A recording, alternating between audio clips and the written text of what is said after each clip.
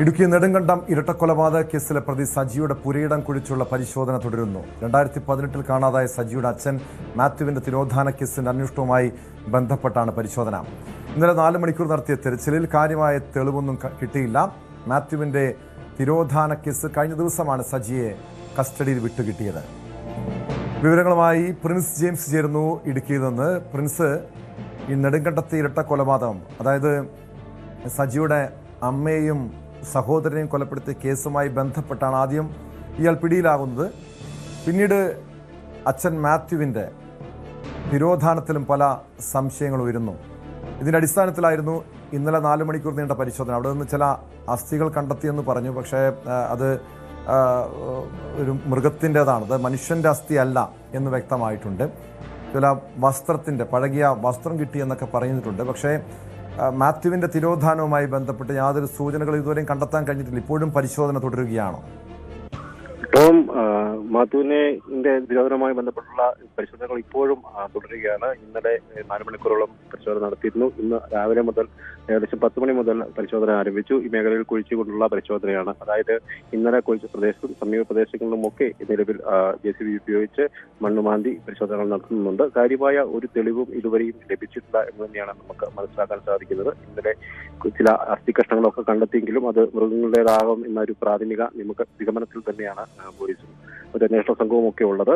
ഒപ്പം വസ്ത്രങ്ങളുടെ അവശിഷ്ടങ്ങളും ലഭിച്ചിരുന്നു. ഒരു വെള്ള നിറത്തിലുള്ള ഒരു വസ്ത്രവും ഒപ്പം ഷർട്ടും ഒരു പാന്റും ലഭിച്ചിരുന്ന സാഹചര്യമുണ്ട്. എന്തായാലും മാത്യുവിനെ കൊലപ്പെടുത്തിയ അത് സംബന്ധിച്ചുള്ള കൃത്യമായ ഒരു തെളിവോ വിവരങ്ങളോ ഒന്നും ഇതുവരെയും ശേഖരിക്കാനായിട്ടില്ല. എങ്കിലും ഇന്നും അന്വേഷണം തുടരുന്ന ഒരു സാഹചര്യമുണ്ട്. കൂടുതൽ പ്രദേശങ്ങളിലേക്ക് ഈ വീടിനോട് ചുറ്റുമുള്ള സമീപ പ്രദേശങ്ങളിൽ പുരയിടത്തിൽ മണ്ണുമാന്തിയുള്ള പരിശോധന ഇപ്പോഴും തുടരുകയാണ്. എന്തായാലും 2018 മാത്യുവിനെ വീട്ടിൽ നിന്നും കാണാതാകുന്നത്. കട്ടപ്പനയിൽ മകളുടെ ചികിത്സാ ആവശ്യത്തിനായി പോകുന്നു എന്ന് പറഞ്ഞാണ് വീട്ടിൽ നിന്ന് പോയത്. എന്നാൽ പിന്നീട് ഇയാൾ തിരിച്ചു വന്നില്ല. 2018 മാർച്ച് 3 പോകുന്നു. മാർച്ച് 9 ഇയാളുടെ മൂത്ത മകൻ റെജി ഇത് സംബന്ധിച്ച് പോലീസിൽ പരാതി നൽകിയിരുന്നു. പിന്നീട് ഇയാൾ ബസ്സിൽ കയറി പോകുന്നതായി നാട്ടുകാർ കണ്ടു എന്ന മൊഴിയൊക്കെ ഉണ്ടായെങ്കിലും അതിനെക്കുറിച്ച് കൂടുതൽ വിവരങ്ങളൊന്നും പോലീസിന് ലഭിക്കാതെ വന്നതോടെ അന്ന് കേസ് അന്വേഷിക്കുകയായിരുന്നു. ഈ പാസ്റ്ററായ സേവനം അനുഷ്ഠിച്ചിരുന്ന മാത്യു ചിലപ്പോഴൊക്കെ വീട്ടിൽ നിന്ന് ഇങ്ങനെ മാറി നിൽക്കുന്ന ഒരു സാഹചര്യം ഉണ്ടായിരുന്നു. ചിലപ്പോൾ 3-4 മാസമൊക്കെ വീട്ടിൽ നിന്ന് മാറുന്ന ഒരു സാഹചര്യം ഉള്ളത് കൊണ്ട് തന്നെ അന്ന് വലിയ കൂടുതൽ അന്വേഷണമൊന്നും ഉണ്ടായിരുന്നില്ല. എന്തായാലും ഇരട്ട കൊലപാതക കേസിലെ ഒരു വഴിത്തിരിവ് ഉണ്ടായതോടെ ഇരട്ടക്കൊലപാതക കേസിൽ മകൻ സജി അറസ്റ്റിലായതോടെയാണ് ഈ കേസിലും തിരോധാനത്തിലെയും അന്വേഷണം ആരംഭിച്ചിരിക്കുന്നത്. സജിയുടെ പങ്ക് ഈ മാത്യുവിന്റെ തിരോധാനത്തിലുണ്ടോ എന്ന് സംബന്ധിച്ചുള്ള ആശങ്കകളെ തുടർന്നാണ് ഇത്തരത്തിലുള്ള പരിശോധനകൾ നടത്തുന്നത്. എന്തായാലും സജി ഇത് സംബന്ധിച്ച് കൃത്യമായ ഒരു കുറ്റസമ്മതമൊന്നും നടത്തിയിട്ടില്ല എന്ന് തന്നെയാണ് നമുക്ക് മനസ്സിലാകുന്നത്. അമ്മ മേരിക്കുട്ടിയെയും അപ്പം സഹോദരൻ റെജിയെയും കൊലപ്പെടുത്തിയെ സംബന്ധിച്ചുള്ള കൃത്യമായ തെളിവുകളൊക്കെ പോലീസ് ശേഖരിച്ചു വരുന്നുണ്ട്. പ്രതി ഇത് കൊലപ്പെടുത്തിയ രീതിയൊക്കെ പോലീസിനോട് വിവരിച്ചിരുന്നെങ്കിൽ പോലും പിതാവിന്റെ തിരോധാനത്തിൽ തനിക്ക് പങ്കുള്ളതായി കൃത്യമായ ഒരു വിവരം പോലീസിന് കൈമാറിയിട്ടുണ്ടോ ഇല്ല എന്ന് തന്നെയാണ് നമുക്ക് മനസ്സിലാക്കാൻ സാധിക്കുന്നത്. ചില വിവരങ്ങളൊക്കെ നൽകിയിട്ടുണ്ടെങ്കിൽ പോലും കൃത്യമായ ഒരു തെളിവിലേക്ക് എത്താൻ സാധിക്കുന്ന വിവരങ്ങൾ ലഭിച്ചിട്ടില്ല എന്ന് വേണം കരുതാൻ. ഒപ്പം ഈ മേഖലയിലുള്ള പരിശോധന ഈ സജീവമായി ചോദ്യം ചെയ്തതിനുള്ള സൂചനകളുടെ അടിസ്ഥാനത്തിലാണ് ഇപ്പോൾ പരിശോധന നടത്തിയെങ്കിൽ പോലും മാത്യുവിനെ പരിശോധനയിൽ ഇതുവരെ യാതൊരു സൂചനയും ലഭിച്ചിട്ടില്ല. പ്രതിയെ ചോദ്യം ചെയ്തതിൽ നിന്നും ഈ മാത്യുവിന്റെ തിരോധാനവുമായി ബന്ധപ്പെട്ട എന്തെങ്കിലും കാര്യങ്ങൾ ഇയാൾ തുറന്നു പറഞ്ഞിട്ടുണ്ടോ? മാത്യുവിന് എന്താണ് സംഭവിച്ചതെന്ന് സജിക്ക് വ്യക്തമായ അറിവുള്ള കാര്യമാണോ?